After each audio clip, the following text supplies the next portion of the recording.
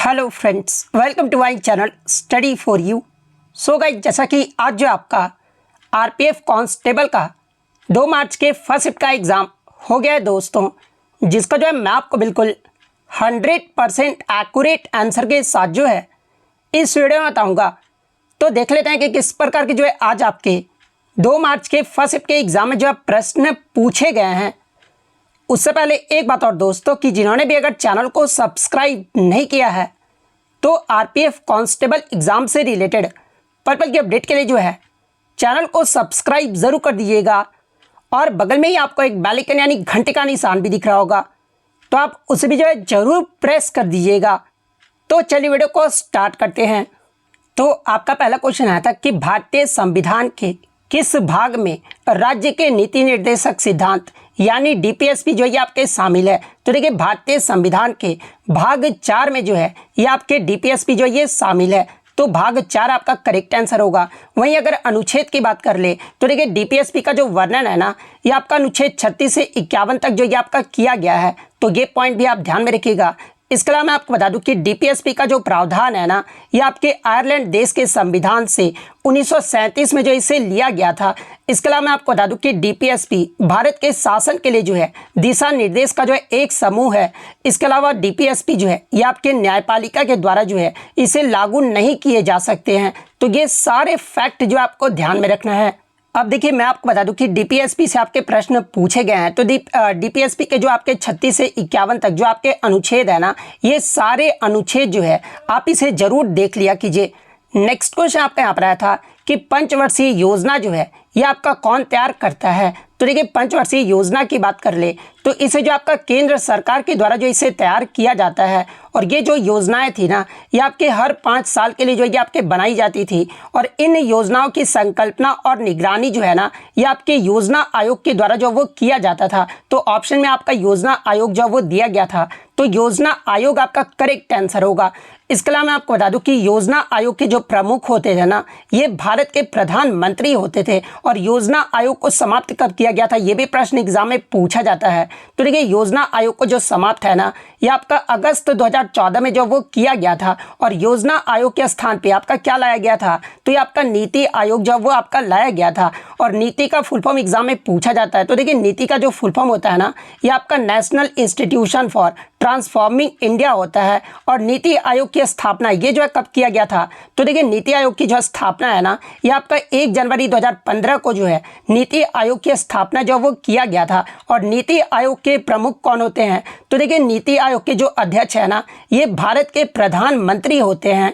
और आप कमेंट करके जवाब दीजिएगा कि नीति आयोग के वर्तमान में उपाध्यक्ष और सीईओ जो है ये कौन है। आप कमेंट करके जो इसका जवाब जो वो जरूर दीजिएगा। नेक्स्ट क्वेश्चन आपका यहाँ पर आता है कि एलिफेंटा उत्सव जो है ये आपके किस महीने में मनाया जाता है। तो देखिए, एलिफेंटा महोत्सव की बात कर ले तो ये जो आपका हर साल फरवरी में मुंबई महाराष्ट्र में जो है ये आपका एलिफेंटा द्वीप पर जो ये आपका मनाया जाता है। तो महीना पूछा गया था, तो फरवरी आपका करेक्ट आंसर होगा। वहीं अगर एग्जाम में पूछ ले कि एलिफेंटा जो महोत्सव है ना, ये आपका किस राज्य में मनाया जाता है, तो ये आपका महाराष्ट्र राज्य में मनाया जाता है। इसके अलावा अगर अन्य गुफाओं की अगर मैं बात कर लूँ तो देखिए, जूनागढ़ की जो गुफाएं है ना, ये आपका गुजरात राज्य में स्थित है।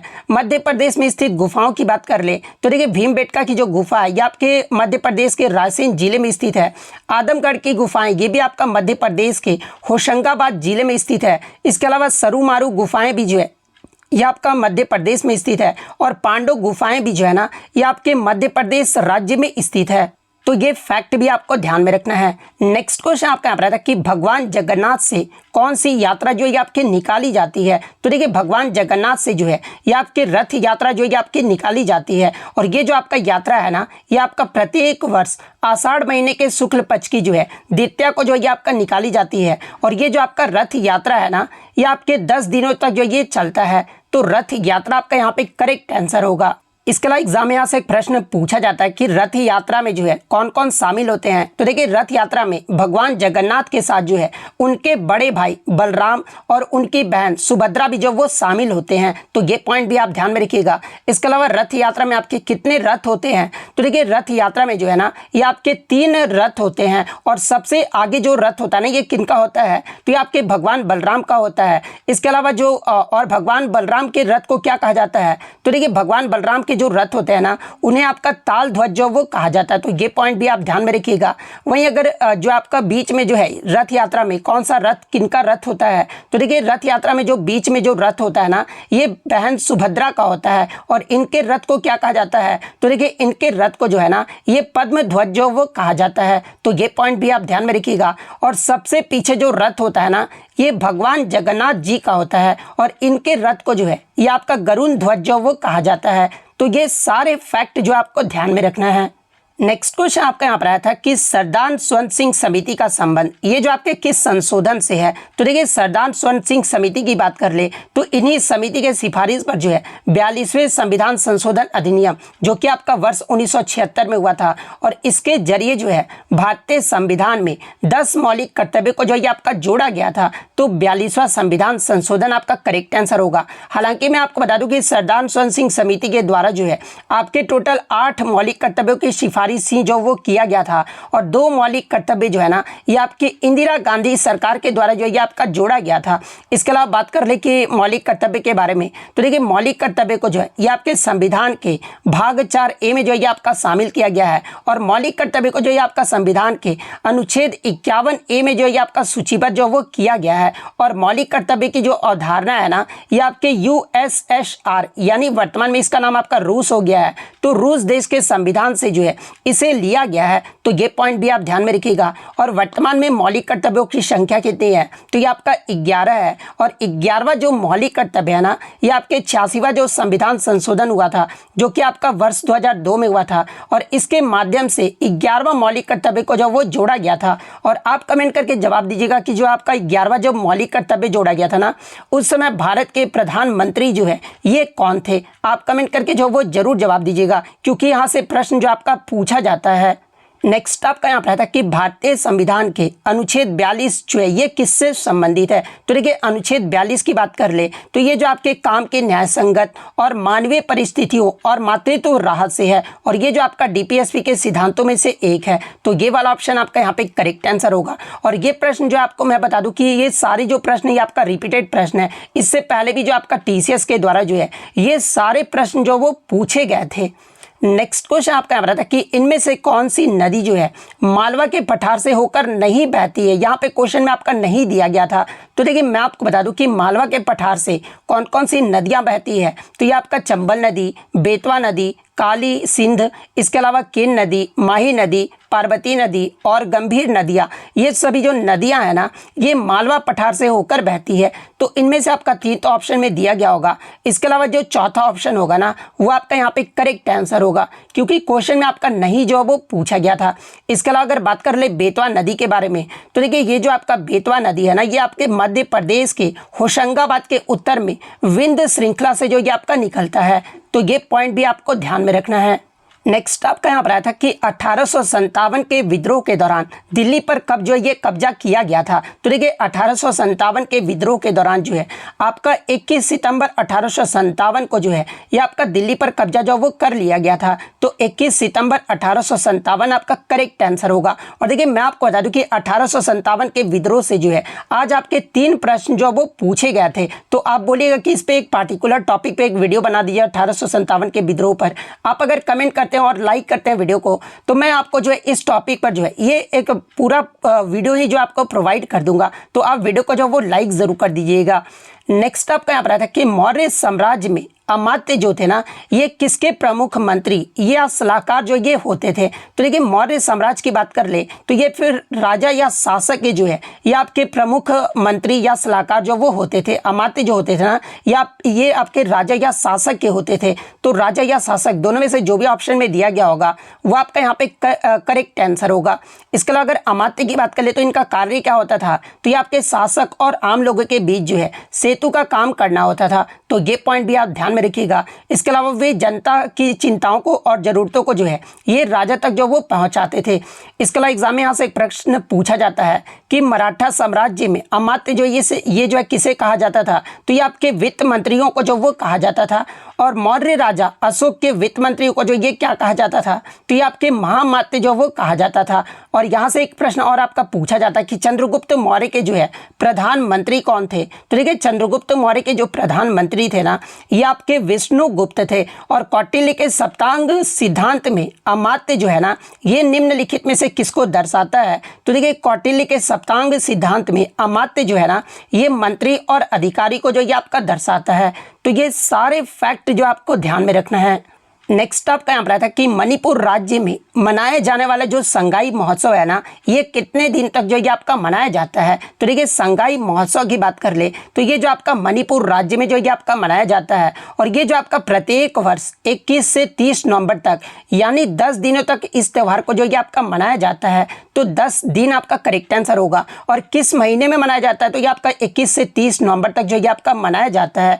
इसके अलावा बात कर ले, ये जो आपका त्यौहार है ये किसके द्वारा आयोजित किया जाता है? तो ये आपके मणिपुर के पर्यटन विभाग के द्वारा जो है इसे आयोजित किया जाता है। तो ये पॉइंट भी आप ध्यान में रखिएगा। इसके अलावा मणिपुर राज्य के अगर प्रमुख त्योहारों की अगर मैं बात कर लूँ तो देखिए, इसमें आपका जो है साजीबू चेरोबा आ जाता है, याओ सांग आ जाता है, इसके अलावा चेरोबा महोत्सव आ जाता है, लुई नगाई नी आ जाता है, लाई हरोबा आ जाता है, कांग महोत्सव। ये सभी जो त्यौहार है ना, ये आपके मणिपुर राज्य के प्रमुख त्यौहार हैं। और मणिपुर राज्य के अगर लोक नृत्य की बात कर ले तो देखिए, रासलीला, जागोई, इसके अलावा चोलोम और थांगटा, ये सभी जो नृत्य है ना, ये आपके मणिपुर राज्य के जो है ये लोक नृत्य हैं। तो ये फैक्ट भी आपको ध्यान में रखना है।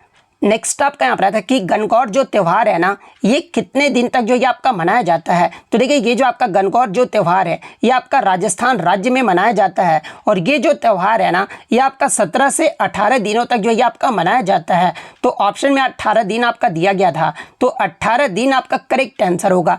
इसके अलावा बात कर ले, गणगौर का जो त्यौहार है ये किस महीने में मनाया जाता है हिंदी कैलेंडर के अनुसार? तो देखिए, ये जो त्यौहार है ना, ये आपके होलिका दहन के दूसरे दिन यानी चैत्र कृष्ण प्रतिपदा से जो ये आपका शुरू होता है और चैत्र शुक्ल तृतीया को जो है ये आपका खत्म हो जाता है। तो ये पॉइंट भी आप ध्यान में रखिएगा। नेक्स्ट क्वेश्चन आपका आता है कि भारत के उपराष्ट्रपति का जो चुनाव है ना, ये किसके द्वारा जो वो किया जाता है? तो देखिए, मैं आपको बता दूं कि उपराष्ट्रपति का जो चुनाव है ना, ये आपके अप्रत्यक्ष रूप से जो है संसद के दोनों सदनों के सदस्य यानी निर्वाचित और मनोनीत से मिलकर बने निर्वाचक मंडल के द्वारा जो है इनका चुनाव जो वो किया जाता है। तो निर्वाचक मंडल आपका करेक्ट आंसर होगा। या फिर ऑप्शन में आपका दिया गया होगा कि संसद के दोनों सदनों के सदस्य निर्वाचित और मनोनीत दिया गया होगा। तो इन दोनों में से आपका जो भी दिया गया होगा वो आपका करेक्ट आंसर होगा। इसके अलावा बात कर ले, उपराष्ट्रपति के चुनाव से संबंधित कौन सा अनुच्छेद आपका वर्णित है? तो देखिए, अनुच्छेद 66 में आपका ये कहा गया है कि उपराष्ट्रपति का जो चुनाव है ना, ये आपका एक निर्वाचक मंडल के सदस्यों के द्वारा जो है ये आपका किया जाएगा। तो ये अनुच्छेद भी जो आप जरूर ध्यान में रखिएगा। इसके अलावा उपराष्ट्रपति से संबंधित अगर अन्य जानकारी की बात कर ले तो देखिए, अध्याय 1 यानी कार्यकारी के तहत भारत के संविधान के भाग 5 में जो है भारत के उपराष्ट्रपति के कार्यकाल पर जो ये आपका चर्चा किया गया है। और भारतीय संविधान के कौन से अनुच्छेद में आपका भारतीय जो उपराष्ट्रपति ये आपके संबंधित है? तो देखिए, अनुच्छेद 63 से 73 तक जो है भारत के उपराष्ट्रपति से संबंधित अनुच्छेद है। इसके अलावा वर्तमान में जो भारत के उपराष्ट्रपति है ये आपके जगदीप धनखड़ है। और ये कितने नंबर के हैं? तो ये आपके 14वें नंबर के उपराष्ट्रपति हैं। वहीं अगर बात कर ले भारत के पहले उपराष्ट्रपति कौन थे? तो देखिए, भारत के जो पहले उपराष्ट्रपति थे ना, ये आपके श्री सर्वपल्ली राधाकृष्णन थे। तो ये सारे फैक्ट जो आपको ध्यान में रखना है।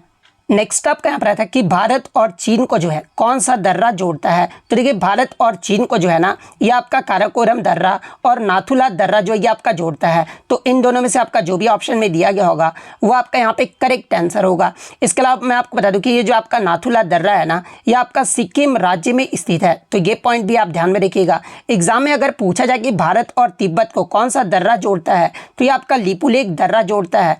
कौन सा दर्रा जो है लेह और कश्मीर को जो ये आपका जोड़ता है? तो देखिए, लेह और कश्मीर को जो है ये आपका जोजिला दर्रा जो वो जोड़ता है।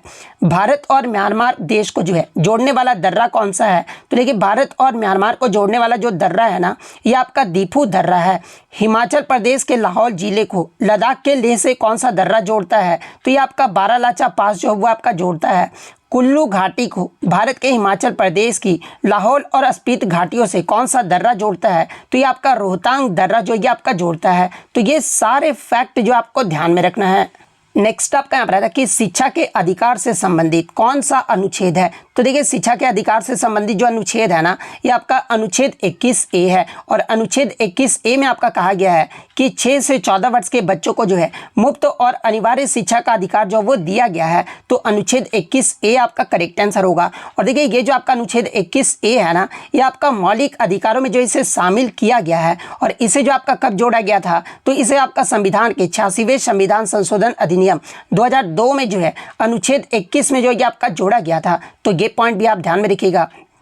इसके अलावा अगर अधिनियम की बात कर ले तो देखिए शिक्षा का अधिकार अधिनियम यानी राइट टू एजुकेशन अधिनियम जो है ना, ये आपका 2009 के जरिए इस अधिकार को जो है आपका लागू किया गया था। और इस अधिनियम को 2 जुलाई 2009 को जो है यानी राइट टू एजुकेशन अधिनियम को 2 जुलाई 2009 को जो है ये आपका संसद ने पारित किया था। और इसे आपका 1 अप्रैल 2010 से जो वो लागू किया गया था। तो ये पॉइंट भी आप ध्यान में रखिएगा। इसके अलावा शिक्षा के अधिकार से संबंधित एक और आपका अनुच्छेद है जो कि आपका अनुच्छेद 45 है। और अनुच्छेद 45 के तहत 6 साल से कम उम्र के बच्चों के लिए जो है प्रारंभिक बचपन की देखभाल और शिक्षा का प्रावधान जो वो किया गया है। तो ये फैक्ट भी आपको ध्यान में रखना है।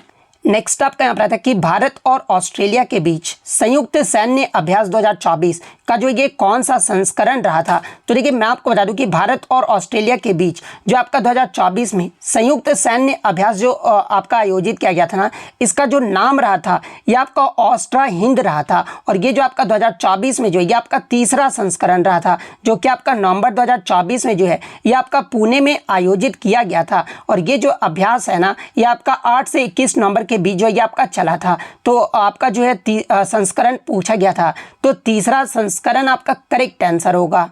नेक्स्ट आपका यहाँ पर आया था कि हाल ही में प्रधानमंत्री के आर्थिक सलाहकार परिषद के अध्यक्ष और प्रसिद्ध अर्थशास्त्री कौन थे जिनका 69 वर्ष की आयु में जो है यह आपका निधन हो गया है। तो देखिए मैं आपको बता दूं कि प्रधानमंत्री के आर्थिक सलाहकार परिषद के अध्यक्ष और प्रसिद्ध अर्थशास्त्री जो थे ना, ये आपके डॉक्टर विवेक देवराय थे, जिनका 69 वर्ष की आयु में जो है ये आपका दिल्ली में जो वो निधन हो गया है। तो डॉक्टर विवेक देवराय आपका करेक्ट आंसर होगा।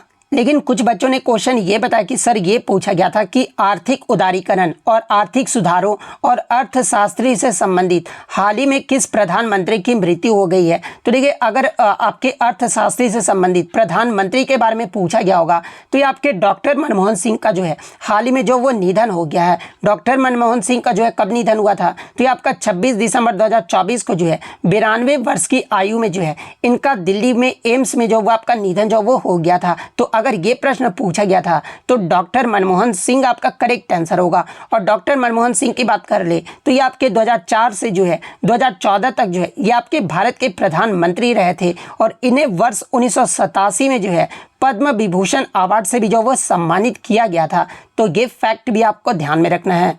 नेक्स्ट आपका यहाँ पर आता है कि how many criminal laws are implemented in India in 2024, यानी भारत में कितने आपराधिक कानून 2024 में जो है ये आपके लागू किए गए हैं। तो देखिए मैं आपको बता दूं कि भारत में आपके टोटल 3 नए आपराधिक कानून जो है ये आपके लागू किए गए हैं। और वो 3 नए आपराधिक कानून कौन कौन से हैं, तो पहला आपका भारतीय न्याय संहिता है, सेकंड आपका भारतीय नागरिक सुरक्षा संहिता है, और थर्ड आपका भारतीय साक्ष्य अधिनियम है। ये 3 नए आपराधिक कानून जो है ये आपके 2024 में जो ये आपके लागू किए गए हैं। तो 3 आपका यहाँ पे करेक्ट आंसर होगा। इसके अलावा अगर ओवरऑल रिव्यू की बात कर ले तो देखिए बच्चे ने बताया कि स्पोर्ट्स से जो आपका कोई भी क्वेश्चन जो वो नहीं देखने को मिला था, पॉलिटी से जो आपके 5 क्वेश्चन जो वो देखने को मिले थे। और बहुत सारे बच्चों का ये कमेंट्स रहा था कि करंट अफेयर्स कहाँ से आ रहा है सर। तो देखिए करंट में बच्चों ने बताया कि 10 जून 2024 से जो है दिसंबर 2024 तक जो है आपके करंट अफेयर जो वो पूछे जा रहे हैं। और करंट अफेयर्स का भी जो है मैं आपको एक वीडियो प्रोवाइड कर दूंगा, वहीं से आपके करंट अफेयर जो वो पूछे जा रहे हैं। मैथ्स रीजनिंग जो था ना ये आपका इजी जो वो था। और बच्चे ने बताया कि मैथ्स में 30 इन्होंने किया है, और रीजनिंग में जो है इन्होंने जो वो 35 किए हैं, और जीके में जो है 28 जो वो किए हैं। और ओवरऑल अगर इनके अटेम्प्ट की बात कर ले तो ये आपका 93 जो वो रहा था। वहीं अगर मैथ्स और रीजनिंग की अगर मैं बात कर लूँ तो किसी बच्चे ने पूछा था कि मिक्सचर एलिगेशन और बॉट स्ट्रीम से प्रश्न पूछा जा रहा है या फिर नहीं। तो देखिए मैं आपको बता दूं कि मिक्सचर एलिगेशन और बॉट स्ट्रीम से जो है आपका एक भी क्वेश्चन जो वो नहीं पूछा गया था। तो ये आपका डाउट भी जो वो दूर हो गया होगा। इसके अलावा मैं आपको बता दूं कि बच्चे ने बताया कि ये प्रश्न जो है दे के आए थे करंट के जो आपके 10 से 12 क्वेश्चन जो है लगभग आपके करंट अफेयर से जो है आपके प्रश्न जो वो पूछे जा रहे हैं। यानी करंट अफेयर जो है आपका बहुत ज़्यादा जो है प्रश्न जो वो पूछा जा रहा है। इसलिए मैं क्या करूँगा कि करंट अफेयर्स का भी जो है एक वीडियो जो है आपको प्रोवाइड कर दूंगा। इसके अलावा अगर मैथ्स की बात कर ले तो डिस्काउंट से और डिस्टेंस से जो आपके 2 क्वेश्चन जो वो पूछे गए थे। रीजनिंग ऐसी आ रही कि पेन का भी यूज़ जो वो नहीं किया जा रहा है, यानी रीजनिंग जो आपका थोड़ा सा ईजी आ रहा है। कैलेंडर नहीं आया था, बच्चे ने बताया कि कैलेंडर से आपके प्रश्न नहीं पूछे गए थे। क्लॉक से भी आपका जो है प्रश्न नहीं पूछा गया था। इसके अलावा डिस्टेंस एंड डायरेक्शन और CI/SI के जो है आज आपके जो है 5 प्रश्न जो वो पूछे गए थे। फिर बच्चे ने बताया कि मैथ्स जो था ना ये आपका इजी था, लेकिन टाइम जो वो कम पड़ सकता है। जीके आपका जो प्रश्न पूछा गया था ये आपका हार्ड लेवल का जो वो प्रश्न जो वो पूछा गया था। तो ये जो आज आपका ओवरऑल रिव्यू रहा था। इसके अलावा आपको कोई भी क्वेश्चन याद है तो आप कमेंट करके जो वो बता सकते हैं। तो अगर वीडियो अच्छी लगी हो तो वीडियो को जो है लाइक ज़रूर कर दीजिएगा, और इसी तरह RPF कांस्टेबल की रियल एनालिसिस पाने के लिए जो है चैनल को सब्सक्राइब ज़रूर कर दीजिएगा। तो मिलते हैं नेक्स्ट वीडियो, तब तक thank you, all the best.